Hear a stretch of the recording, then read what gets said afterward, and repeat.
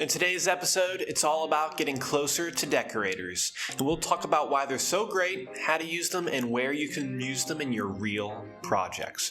Welcome to the in-depth guide to Python decorators, another episode of PyPod Chronicles. Welcome to PyPod Chronicles, a series that brings our tech blog to life in a whole new way. Covering an array of topics surrounding Python and tech, from programming tips, best practices, and so much more.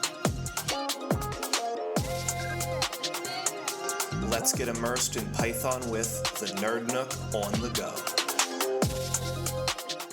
Welcome back, guys, for another episode of PyPod Chronicles. I'm stoked to have you guys back. Before I dive into today's episode, the link in the description is all the resources I have for you guys. Besides just this podcast, you can access my 3 free Python courses, over 30 hours of content, as well as my Python newsletter, where I'm sending out multiple articles a week, especially to my premium readers, with all the stuff that I break down for you guys. Head on over to the link in the description and join today.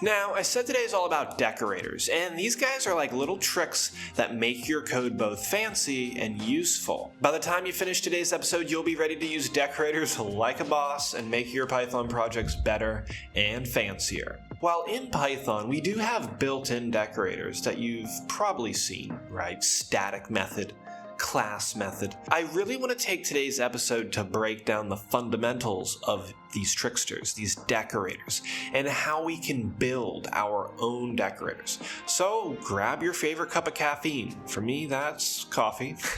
And let's dive in. So, an introduction to decorators very quickly. Let's do that, right? These are a powerful feature that allow us to modify and enhance the behavior of functions and methods within our code. So, they provide a way to add additional functionality to existing code without modifying it directly. And decorators are widely used in Python for various purposes, like logging, caching, or authentication, right? There are a lot of different useful things we use these for. Just like the name implies, these little things known as decorators are essentially only decorating our code. We can put away these decorations anytime we'd like, or apply these decorations to other items around the house. A simple yet straightforward analogy, right? So it's like your Christmas tree. You put the decorations on, and then when Christmas is over, you take them off. Okay, the same can be thought of as here. Just remember that these decorators don't destroy any of your existing code, but rather apply additional behavior, giving a portion of your code increased benefits in the moment they need it the most. All right? So now, what is a decorator? Do you remember? Right? So just think of it currently as you know, it allows us to add additional behavior onto the functions. They are special functions that wrap other functions, enhancing their behavior without altering the core functionality of the existing function. This is important to comprehend. Okay, so they do not alter the existing function's core functionality. They provide a concise but a nice looking way to modify or extend the behavior of functions dynamically. They literally wrap a function. So think of it like a Christmas present. Before we put the present under the Christmas tree, we wrap the box to make it look nice. Same thing applies. Just like our Christmas presents, we can apply the same wrapper to multiple gifts, right? So under your Christmas tree, you might have 10 different gifts. Each one doesn't have its own wrapping paper. I mean, that's a bit of a waste, right? You probably just use the same wrapping paper for them all, or maybe 2 different ones. The same thing, okay? Now, decorators work by wrapping a function with another function. This wrapper function can modify the behavior, and we typically define decorators by using the @ symbol with a decorator name, which is placed before the function we want to modify. You may have come across these in other projects. Yes, Python has built-in ones, like I said, right? Static method, class method. We could use, if we're dealing with Flask, right, app root. Or maybe we're trying to cache. There's so many, all right? Now, to create a decorator, we need to define a function that accepts another function as its argument, performs some type of processing, and then returns a new function or modifies the existing one. Let me break this down step by step. So the basic syntax involves defining a wrapper function. So just the normal way we create a function, and then we pass a function in. Within this function, we then create another function. Typically, this one we can call wrapper. All right. Inside the wrapper, we are going to call the initial function that we passed in as the argument and then return our wrapper. Now, a step-by-step workflow. Define a function that accepts another function. Create a wrapper function within the main function. Perform some type of processing and then return the original function passed in. Okay, so some key concepts we learned, right, are first-class functions. Python treats functions as first-class citizens and enabling them to be passed as arguments to other functions, returned as values from other functions, or assigned variables. Okay, some key concepts could be closures, right? So decorators often make use of closures or wrapper functions, like I've mentioned. A few things we could do here, right? We could pass arguments to decorators. So decorators in Python are super handy because they can do more stuff when you give them extra stuff to do. So say you got a decorator that tracks how long a function takes to do its thing. If you don't give it extra info, it'll do the same job every time, right? But if you can pass in some additional info to it, like telling it to be more chatty or to be more quiet, right? It can change how it does its job depending on what you tell it. So you can make it log stuff in different ways depending on what you need it. And this flexibility is really awesome, right? Because it means decorators can do lots of different jobs, not just one thing. Another useful thing is chaining decorators, right? So chaining decorators in Python is kind of like stacking up different upgrades for your function.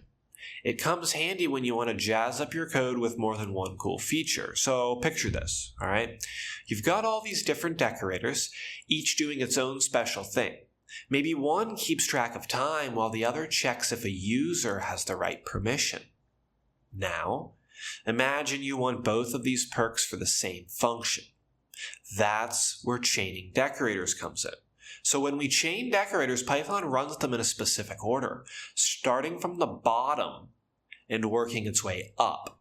So the one closest to the function gets applied first, and then the next one, and so on. So it's actually a bit backwards. But basically, chaining decorators lets you layer on enhancements for your code one by one. It's a neat trick for making your code better while keeping things organized, all right? But be careful, because if you chain together too many decorators, it's just going to confuse your code and give precedence to things that we didn't want to. And additionally, it's going to confuse anyone else who has to work with your code. All right, so let's talk about some practical applications of decorators, right? So these decorators find widespread utility across a lot of domains. It could be from web development to data science, but here are a few that you could implement in your code. We could implement decorators on logging and for debugging, right? These enhance the code's maintainability if we apply automatic logging and debugging process. By doing this, we can track function calls, parameters, and return values. This just makes troubleshooting so much faster. Another key thing we could do is authentication and authorization. So once you start working with web applications like Django and Flask, decorators play a crucial role in enforcing authentication mechanisms. So by decorating root handler functions with authentication checks, we can create these secure endpoints and restrict access based on user roles or their permissions. Right? Let me give you guys one more. All right. So another thing we can do, right, is performance optimization. So in the world of coding, decorators often use to make our code run faster, especially when efficiency is more important. And we all know Python isn't the fastest language. This means the program doesn't have to do the same calculations over and over again. So we could create a caching decorator. And this can save us time because this results the function running and skipping any unnecessary work that it's already done before. So before I leave you today, I'm going to leave you with some pros and cons of decorators. Let's look at the pros.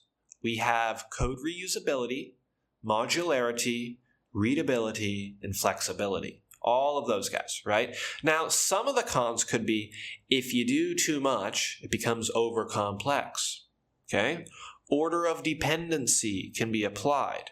Okay? So be careful. And remember that decorators may introduce implicit behavior into the functions. That may be hard debugging if you're not personally aware of that. So comprehensive testing and documentation are integral aspects of writing decorator functions. Create unit tests, right? This should cover various scenarios on edge cases, ensuring the robustness and readability of your decorators. And additionally, clear and concise documentation enhances the usability of your code with other decorators. Wow. Guys, some questions to leave you with. If you're wondering, can decorators be nested in Python? Absolutely. Okay, but be careful, right? You can create your own custom decorators as well, right? That's what today's episode was really about. But just consider the Pythonic way of coding, okay? Decorators are considered Pythonic because they promote code reusability and separation concerns within your code. All right, I'm about to wrap up today's episode.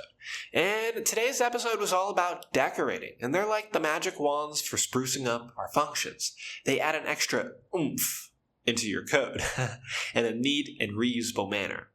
Once you grasp the ins and outs of decorators and stick to the tried and true methods, you'll find yourself churning out code that's not only easier to maintain, but speaks volumes about your coding skills. Picture decorators as your trusty sidekick, ready to swoop in and enhance your code when you need it.